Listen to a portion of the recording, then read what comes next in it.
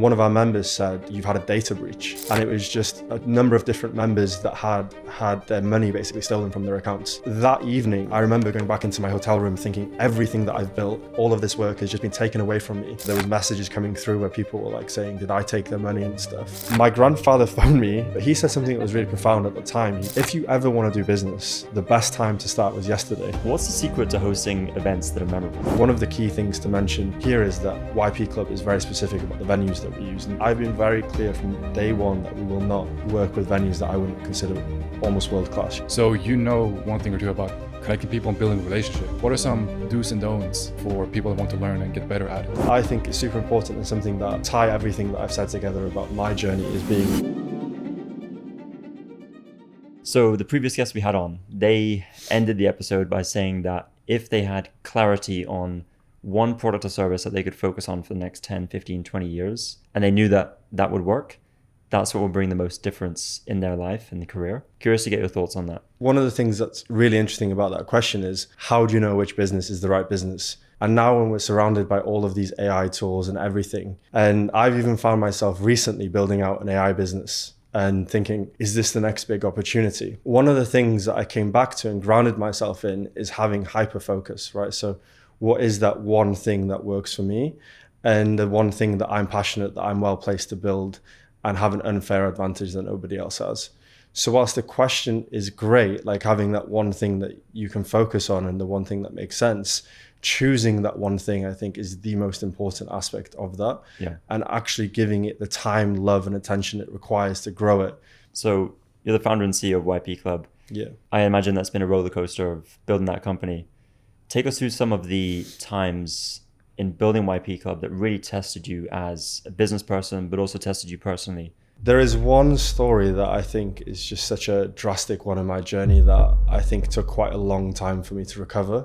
I left my corporate role, it was in August 2024, I think. And my mentality was, it's all on me now. I don't have this paycheck as security to say, okay, at the end of the month, I'm getting paid.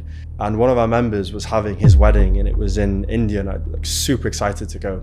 And so like the couple of days they were having the ceremony, it was lovely. They had the entertainment and everything, had an amazing time. And in the back of my head, I was like, it's so nice just to have a break. As I'm walking back to my hotel room, my phone went off and one of our members said, "You've had a data breach." And I was thinking, no way, like we've been super squeaky clean. There's been no issues. Like we've been building this business that was like 2 years into the journey at that point. And I was like, thought nothing of it, just sent him a message like, "Oh yeah, I'll check it." Put my phone back in my pocket, carried on walking to my hotel room, which was probably about 400 meters. And by the time I'd gotten into my hotel room, I had like 30 more messages. And it was just a number of different members that had their money basically stolen from their accounts. That evening, I remember going back into my hotel room thinking everything that I've built, all of this work has just been taken away from me. One of the things when you're running a community, you're so close to the people and everything that happens to the business, you kind of have a super close relationship with everyone and feel an obligation to tell everyone everything that's going on. That evening, I sent comms to everyone to say, we've had a data breach, cancel your credit cards, block them, everything, whatever you're using. I pulled the payment gateway entirely off of the application itself. Didn't process payments for 3 months. Ended up having to pay staff out of my own pocket for 3 months and at that time. And there was messages coming through where people were like saying, "Did I take their money?" and stuff. And that time is like super challenging for you, because you've just gone solo and then you're having people that you care about starting to question your credibility and if you're capable of doing things that are just you're wild in all fairness. On the personal side, like I can imagine the stress is next level. I'm curious, like what are some of the lessons that you took from that, from your own character traits? This was the one time in my entire life I was like super challenged.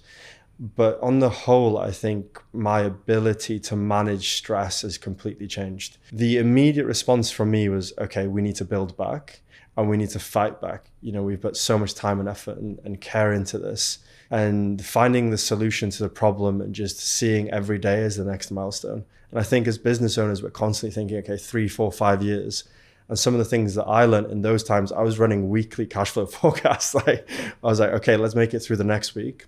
And one of the things now that I've learned on the back of that is, these problems will be solved as long as you focus and put a strategic action plan behind it, as opposed to just being like completely off grid, worrying, like over worrying, lack of sleep, affecting your performance. And yeah, I think I've just come to terms with these things happen in business. It's your responsibility to just execute and make it right. We've spoken about some of the challenges of building YP Club. I want to talk about some of the highs. What are some of those highs for you that you have very vivid? When we launched Abu Dhabi and Riyadh, they were like super exciting moments for us. And so we launched Abu Dhabi and we did about 150 people at the launch event. And after that launch event, people said to us, it was one of the busiest rooms they've seen in Abu Dhabi in the 20 years they've been there. So I don't know if they get out often, but it was interesting. Then when we launched Riyadh, I'd seen Nick Jones, the founder of Soho House, basically said, wherever your members go, you should go. And I had this idea in my mind of launching a new city on the back of another activation. So there was a conference that was happening in Saudi, and I already knew so many of our members were going. And I wanted it to be super cheeky anyway. And so I basically named our launch event as the official after party of the conference.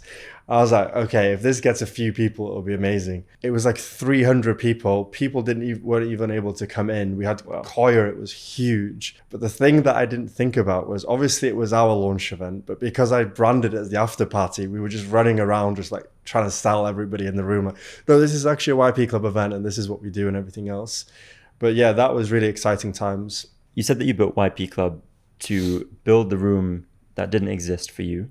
Now that you've built the room and you're the host and no longer the guest, have you found that being the builder and the host is actually, you actually haven't achieved what you wanted because you're not experiencing the outcome as the guest? I think one of the things that's on my journey is because my vision is so vast that I've sat into this builder role so deeply and sometimes kind of forget to utilize my network in the best way because I'm always kind of focused on the experience and the product. Mm-hmm. And more recently, I've started now to think again in terms of how do I actually utilize that network and become part of it myself in different ways. And I know that will sound weird to some people, but when you're so hyper focused on experience and product and everything else, it's so easy to forget, like, Jordan's a member of the club. Like, how can we potentially work together and so forth? How can I bring Jordan's business into the ecosystem a little bit more and elevate it? How does YP Club play a role in that? But one thing that I think is very apparent for me is that the network that I've built here is just incredible. And I take great pride in that. Like I said earlier, sometimes I'm not leveraging it in different ways, but also to the point that we mentioned, it's about having that discipline, also about, this is me and that's other people. So yeah, I think it's a bit of a 50-50, obsessing over the product and working long hours and maybe not networking as much as I should in other ways. I want to talk about raising money because it's an interesting topic. You raised for a YP Club. So first of all, how much did you raise and what was the reason for raising as well? What was the why behind the raising? Yeah, so we raised 100,000 between our initial founding membership cohort. And the reason why I was raising was because I wanted to build a mobile application. But I always knew that I wanted to create a tech product that was truly unique to us, which was fully customizable. I had all these visions about where we can take the business and all of the scale. And so to bring the caliber of people that I wanted in, I knew I needed to raise capital. I've got so many thoughts around this. So right at the early stage, I was like, okay, this is the kind of caliber that we need, and all of the developers have to be in-house. So for me, this is the third mobile app that I've built now. I already knew that I had to oversee that tech, and I became obsessed over the technology side of things because I already had a couple of bad experiences with the previous products. And so to the point, I even architected the entire infrastructure that we eventually built. So I was that close to the detail. So we raised that capital, invested it predominantly into the tech team, but all of it was raised through a safe note. And the reason being why we went for the safe note was because I still feel that there's so much scope for us to grow and to go into VC territory, especially in the UAE. You want to have significant traction to the point where the entire leverage sits with you. I was speaking to somebody recently, and maybe you guys have a different opinion on this as well, is that VC in this region really backs the financials less than they back the founder. Whereas like openly they'll communicate, okay, it's the founder journey and everything else. But if you genuinely map the fundraising scene, and I was sitting yesterday with the head of startups, and one of the head of startups at AWS oversees the VC network, very similar feedback, So for me, it was about how do I raise the least amount of money that I need to get the product, to then demonstrate that I can scale, and then also protecting the equity.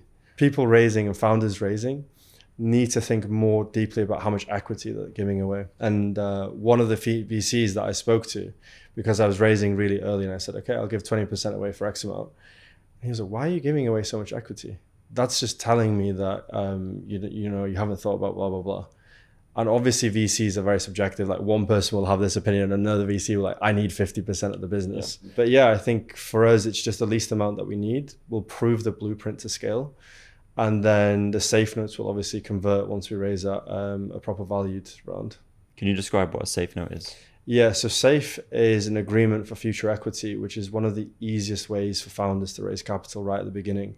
And so it doesn't require lengthy negotiations and term sheets. So with safe notes, there's two things typically that are super important within the agreement. One is a valuation cap, and the second is the discount. So the valuation cap effectively protects the investor when you actually go and raise VC money. So they know, okay, if you hyper growth between the safe note and the VC round, then they will have their amount invested at a valuation cap. So if you were $100 million when you raise, and they actually came in with a safe note with a valuation cap of 5 million, that's a huge W for them. And then the discount, just so if anyone was to listen, is typically around 20%. And what this means is that when you do your valued round, when you raise with the VC, they will get a 20%, 30%, whatever you've agreed, discount on whatever those terms were based on how much they invested. Like you built a business, one of the biggest businesses in the UAE around connecting people, getting people together. So you know one thing or two about connecting people and building relationships. What are some quick fire like do's and don'ts for people that want to learn and get better at it? Yeah, amazing. I think Jordan mentioned one that's really good. It's not having that agenda. And I think you mentioned it's BS, right? People can see straight through it.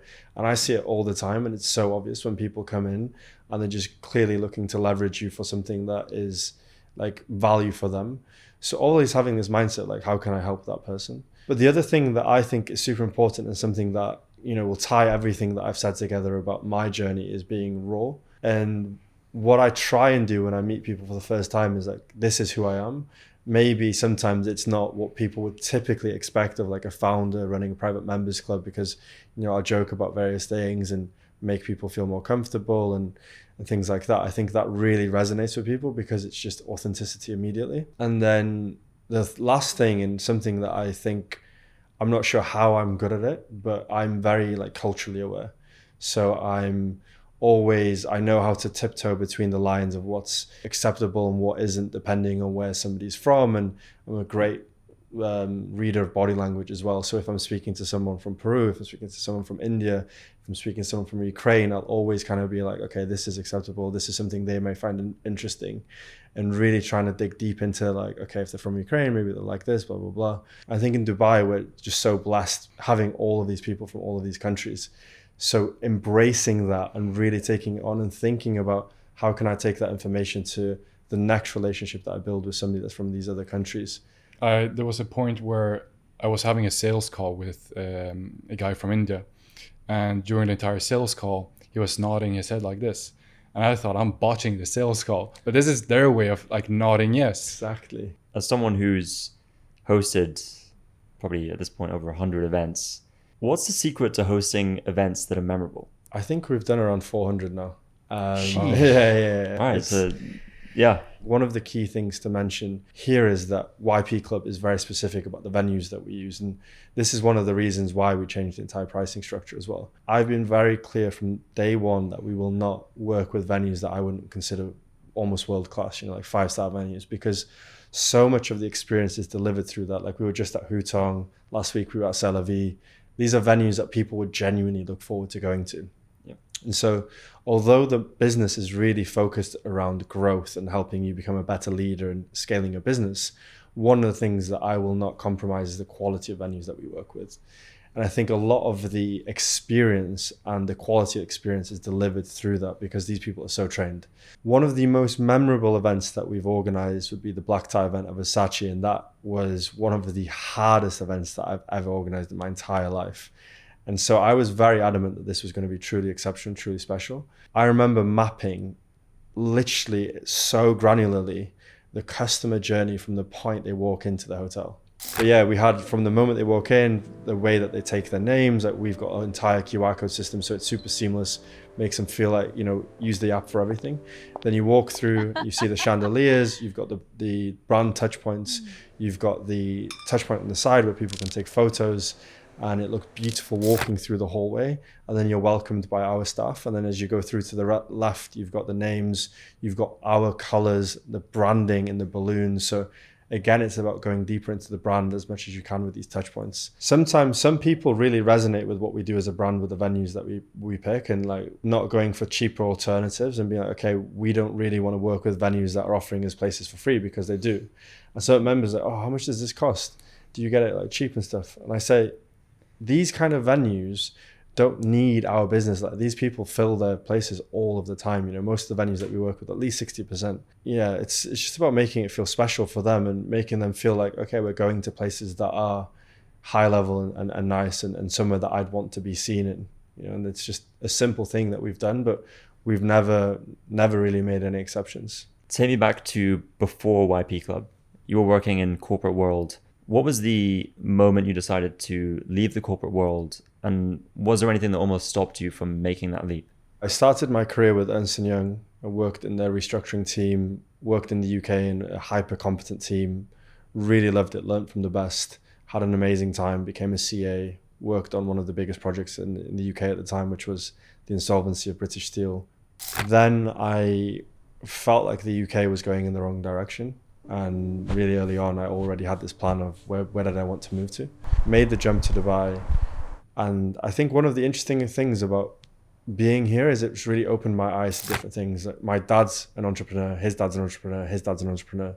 The fact that I was in corporate was kind of contradictory to the entire business model. I don't think I got the MO. But yeah, I was really happy doing what I was doing, because one of the things that I really love is being around really competent people, and being intellectually stimulated is a super important aspect of whatever I do. But things in Dubai with the company that I was with wasn't really the way that I like to do business. There were certain things that happened within that organization that made me question the legitimacy of some of the advice that we were giving, which just conflicted with me a lot. And so I made a decision to move to a company called Alvarez & Marsal, which is the largest boutique restructuring firm in the world. And so being there as an associate director, one of the youngest at 26, kind of the number one company, this path to becoming managing partner. But being in that role was the first time where I'd set a goal and I'd achieved it, but it wasn't giving me the level of satisfaction that I'd tied to it for so long. And that's when it dawned on me that being an entrepreneur and scaling businesses and really focusing on building something that's entirely mine really started to come into my mind on a daily basis. My grandfather phoned me, and he'd probably had a few drinks, and I remember because I'd had like the promotion and stuff, and so I was super excited telling all my family, blah blah blah, and my grandfather phoned me and he was like, just disappointed. I was like, what do you mean? I've just got this job, like everyone's so excited for me. But he said something that was really profound at the time. He basically said, if you ever want to do business, the best time to start was yesterday. And he broke it down to me, and he was like, you're going to have children, you're going to have a wife, you're going to have multiple mortgages, you're going to have debt to fund, and everything that you accumulate to fund this lifestyle that you'll be building through your life. And this job will just be a vehicle that will compound all of these issues. If you ever want to start a business, you need to do it when you have the least amount of responsibilities, because as you get older, the responsibilities accumulate. And so that was the first time that I'd really sat and thought about, if I wanted to become a business owner, am I just delaying the inevitable? And it was kind of just wearing me down over time and time again. But yeah, that was kind of like in my mind. And then there was a period when I joined Alvarez, and my boss phoned me and he said, you haven't been to the office in 2 weeks. Do you plan on coming in? I had literally no idea of time, what day it was. I was just building YP Club, because I was kind of on the bench and I was building pitch decks at the time, because we were going through this huge transition in Alvarez where we were trying to accumulate a bunch of work, and I was just using AI to build out pitch decks, and I use a template and just rinse and repeat to like crazy level right at the beginning when nobody was using AI. So I was getting all my work done in like an hour, pushing that out and then just building out the business, but not going to the office. And so I really felt like, this company's paying me an amazing salary. They're giving me an amazing opportunity. I'm now not delivering and being present. And if the shoe was on the other foot, I would be so angry. And so I made a conscious decision that I knew that I needed to leave. Then I went to the office with the idea of quitting, and I was just like, in my mind, I was like, oh, this is everything that you've worked for. Like, so much has gone into getting this role at this company. You've got to remember, they basically just recruit INSEAD MBA people. Like, the level is super high, you know? And so I'm in the office, I'm like, oh, I'm not sure if I'm going to go through with it. And then Kim phones me, and I'm like, okay, I'll take this phone call. He's in Colombia at like 4 a.m. And he's like, don't be a pussy, just do it. I'm like, okay, boom, put my phone in my pocket, go into the office with the like lead for the region. And I sit down, and I remember I had like my phone, my office phone on my laptop in my bag. And my idea was just like pull it out and just give it to him and be like, I'm quitting. I just basically explained to him really calmly, like, you know, you guys have basically acknowledged that I've not been coming to the office frequently, but there is a reason.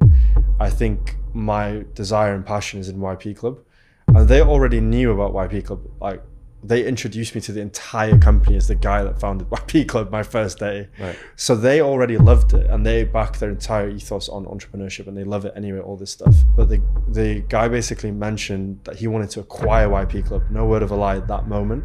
He was like, I want to bring it underneath Alvarez & Marsal and have it as a subdivision where we can have it as like a lead funnel or something that we work on. And I was kind of 50-50 up until this point if I was actually going to leave. The moment he said that, I was like, I fully backed myself. That's all I needed. I was like, This guy's even interested in bringing it in-house.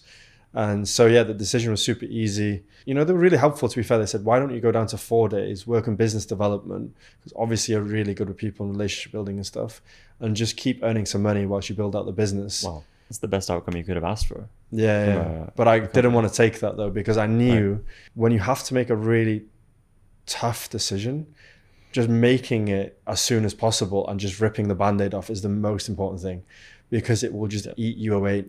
And I know if I was in that role, I would literally hate every day of life, because I was like, you didn't make the decision you promised yourself. And you were at what age at that point? 26. 26. And you already had businesses up to this point. You mentioned that you always had businesses.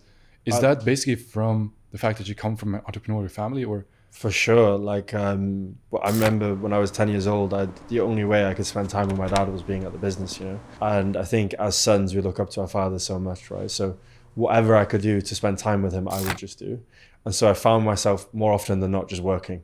Like, even though I wasn't spending so much time with my dad, I'd just be at the business and, you know, working whatever I could. And I spent most of my weekends and summers that way for many, many years. And I think from my dad was maybe training me to start thinking about business in certain ways, and having those conversations from a young age really helped.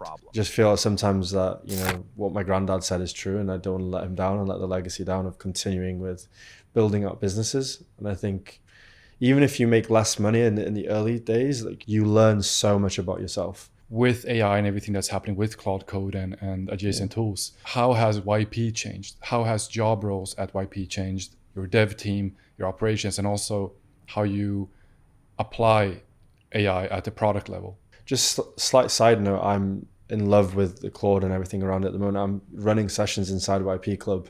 It's a 6-part series of building with Claude Code. So all of my team are using Cursor. And I was actually thinking of moving from Cursor for them to use Claude, because I love Claude and I like to centralize my tools. And just the idea of taking Cursor away from them was just like a huge no-no. But yeah, all of the development stuff is done through Cursor. But I run inside my own environment probably around 16 agents at any given time, which are programmed to run backups every single day. So all of that context is updated every day. But one of the things that's really been quite useful for me on my journey is I find a problem, I build the solution myself in Claude, and then I hand it over to the dev team. One last question that we ask guests is, what's one thing that you're currently chasing in life that you think is going to dramatically change your life? I think right now I'm just really focused on building YP Club into a business that I'm proud of. And I've gone on this journey of being like hyper scaling and stuff, and obviously that still drives me, but building a business that I'm genuinely proud to put my name against. And we are doing a great job, but having that expanding into different cities, which is now our next journey, is something that's definitely motivating me, because this was always to be my dream, to be truly global. But on the personal side, I think it's being more present and understanding the on and off switch, and not necessarily thinking of it as on and off, but just being there for people that you love, and trying to be a lot more present and knowing when to be like, let's talk about business and deal making and everything else around that, and everything around the game that we all love. Yes, that would be my outro. I love it. Well, thank you very much, Cameron. This has been amazing. Tons of value, and hopefully the viewers have also got a ton of value. Where can people find out about YP Club? So Instagram is yp.club. We're also on LinkedIn, our primary channels, and mine is just CXMERONLEE. And I'm also on LinkedIn, obviously. So amazing. All right. Well, appreciate this. And we'll see you guys in the next one. Cheers, guys. Appreciate it.